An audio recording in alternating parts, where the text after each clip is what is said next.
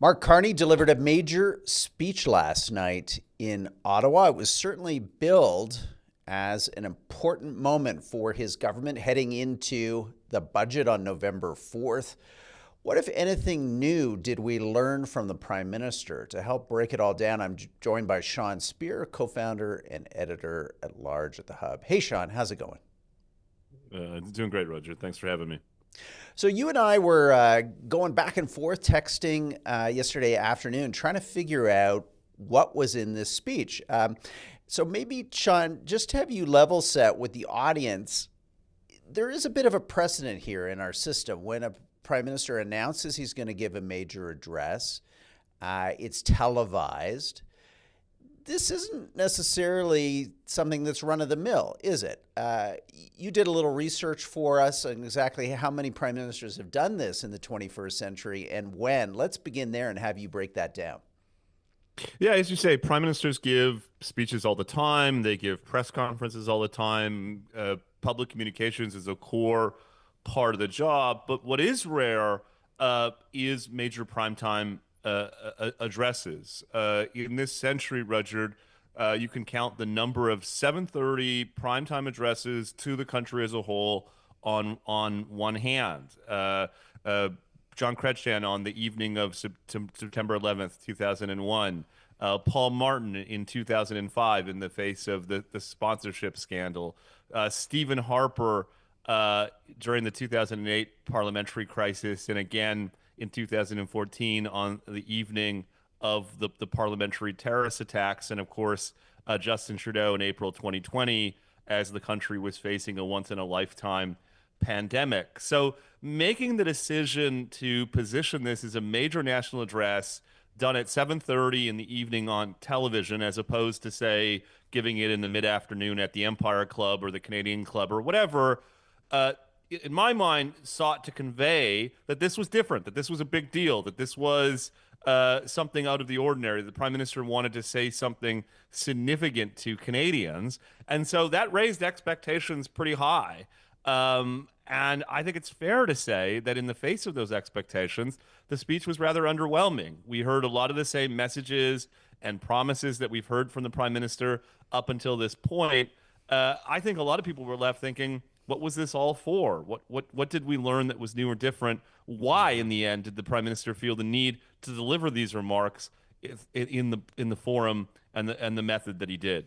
Yeah, we were hypothesizing that, again, the significance of a live televised address, maybe it was news on the trade front. Maybe we were going to hear, Sean, of a sectoral deal, or we were going to hear, more importantly, what Canada might have had to give up to get that historic, we'll wait for the historic deal, simply a sectoral deal.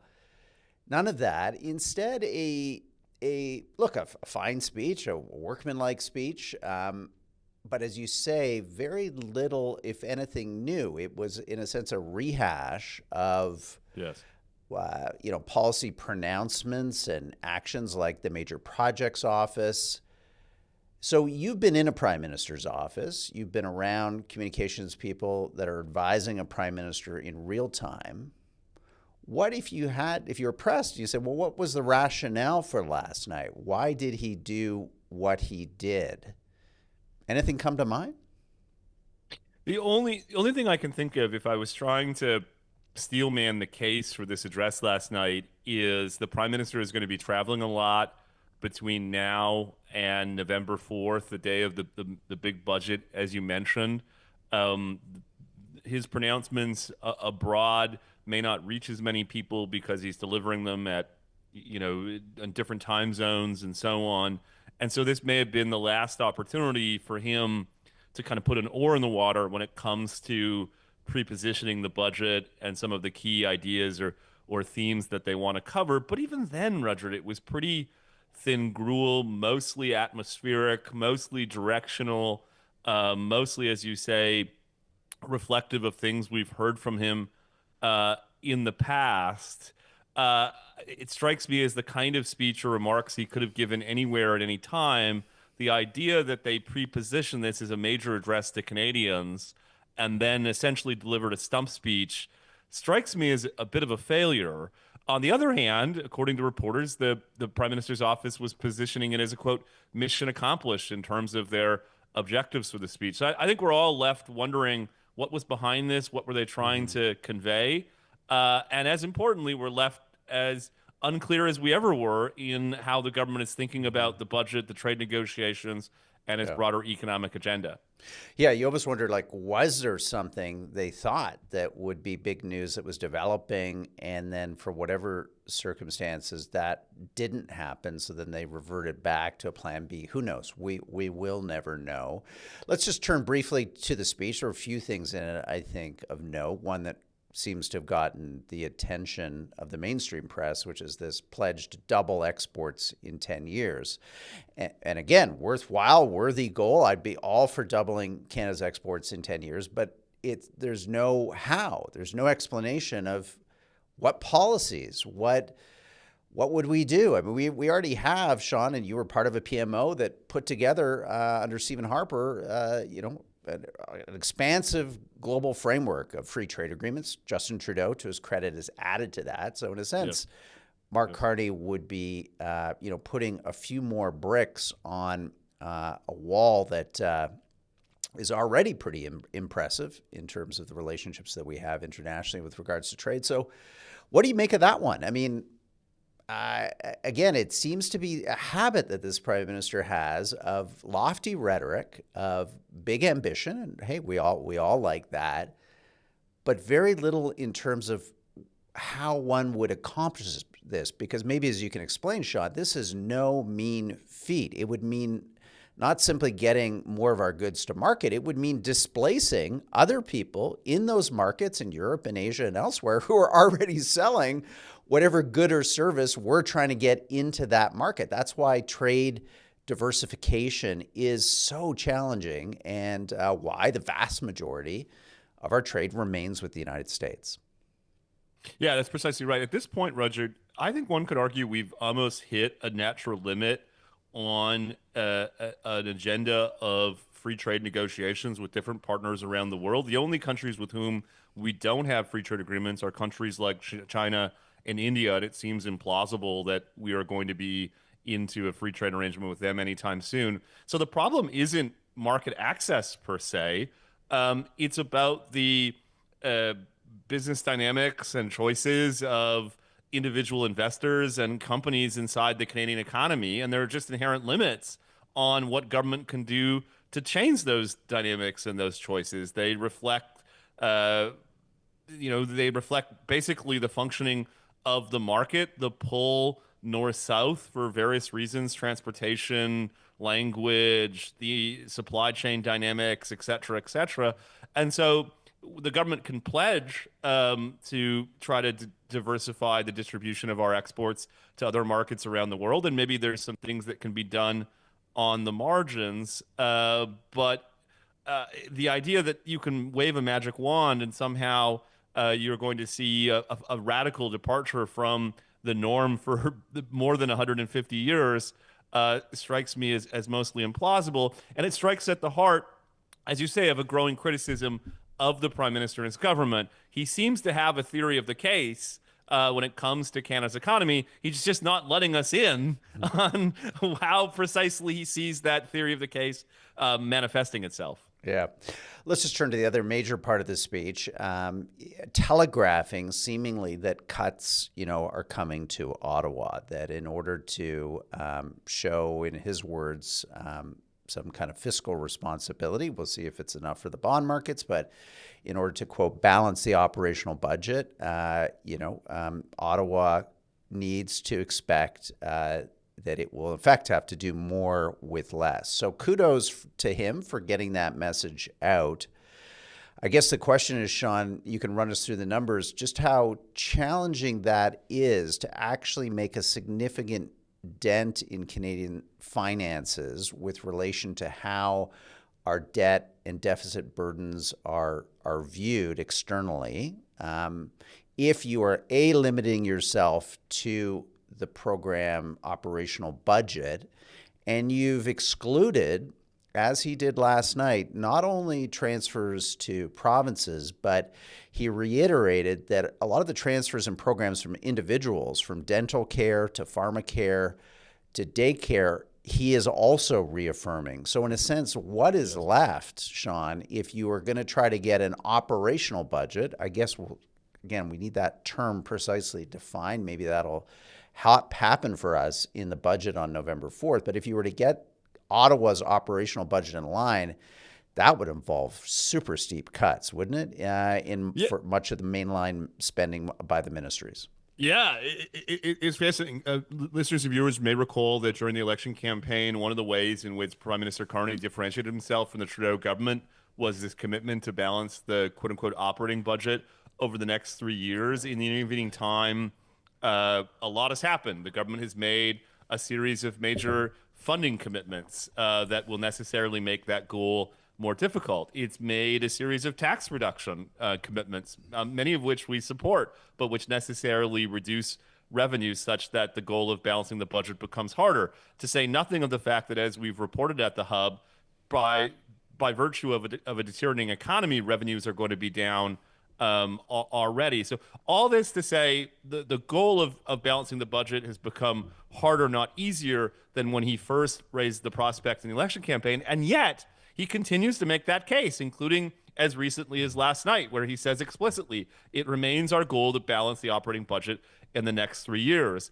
Given the various pressures on the revenue side and the spending side, given, as you say, the Prime Minister's own commitments to protect transfers to provinces and territories, as well as transfers of individuals, including some of the signature welfare state type programs from the Trudeau government, it strikes me as almost implausible to see how he squares the circle on this commitment that he continues to reiterate. The only plausible explanation, and it speaks to something that the finance minister presented a couple of weeks ago, is the budget is going to use a completely new definition for operations and investment. And a lot of the work towards a balanced budget is going to come not from sacrifice or difficult choices, as the Prime Minister put it, but through redefinitions. Yeah. And I think the question for the government is whether that's satisfactory in the eyes of investors and credit rating agencies and so on, who I think have legitimate reason to question the sustainability of Ottawa's public finances. Yeah, so just on that point, because it's so critical, what would that mean, Sean? Would it mean taking something like, I don't know, transfers to provinces somehow and saying, well, they're an investment in federalism, or military spending and saying that, in effect, we're buying the F-35s. It's really an investment in Canada's national security. So if you started taking a lot of these big ticket items out of what would traditionally be defined, I'm not even going to use the term operational budget, I would just say like the federal budget writ large, and you put it in this hypothetical investment budget, you think that's where we're headed? Yes. Now, to the government's credit, it has said, well, it will present its books that way. It will also consolidate them so that people can do an apples to apples comparison with previous budgets. So this is not, I don't think the government can be accused of like fully cooking the books. No. But I think when it comes to the Prime Minister's continued commitment of balancing the operating budget in 3 years, we are going to see spending that has historically been consolidated on the government's overall budget backed out for the purposes of fulfilling that commitment. A good example, Rudyard, is the federal government makes cash transfers to the provinces for municipal infrastructure. Municipalities present those assets differently on their books because they own them, but the federal government can't attribute them as assets because it doesn't own them. Yet, if you read the materials the government has put out, it is going to start to characterize federal spending on municipal or provincial infrastructure as the equivalent of a capital asset that the federal government owns. It's a long and complicated way of saying I don't see a world in the absence of a fundamental redefinition of a lot of federal spending that the Prime Minister is going to be in any position to ultimately fulfill a promise, which, as I say, he continues to make. Can I just make one point, though, Rudyard, before we go? Because I think you were right to focus on the commitment around diversification of exports and the prepositioning of spending cuts. The only other high-profile commitment that I think can be interpreted as new or different and noteworthy for our audience is a commitment for what the Prime Minister is describing as a climate competitiveness strategy. He says it'll focus on investment over prohibition, which is a subtle reference to the Trudeau government's policy of using carbon taxes and regulations, etc. I think this is important because I don't know about you, Reggie. I'd be interested in your thoughts. This strikes me as like the heart of what Mark Carney got into politics for and what motivates him to a certain extent. He spent the better part of the past decade, as you know, working on these issues around net zero and trying to encourage private investment in climate projects or net zero projects. And so I'm fascinated to see how far he goes when it comes to this climate competitiveness strategy.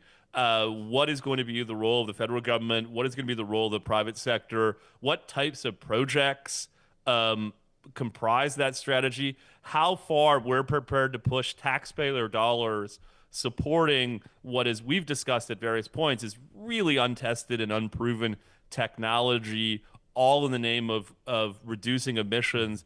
I think this could be an area where we see a number of white elephants over the coming years that represent significant costs to taxpayers, both direct and indirect, and something I think we'll have to watch carefully when next month's budget's released. Yeah, those elephants, they run in herds, Sean Speer.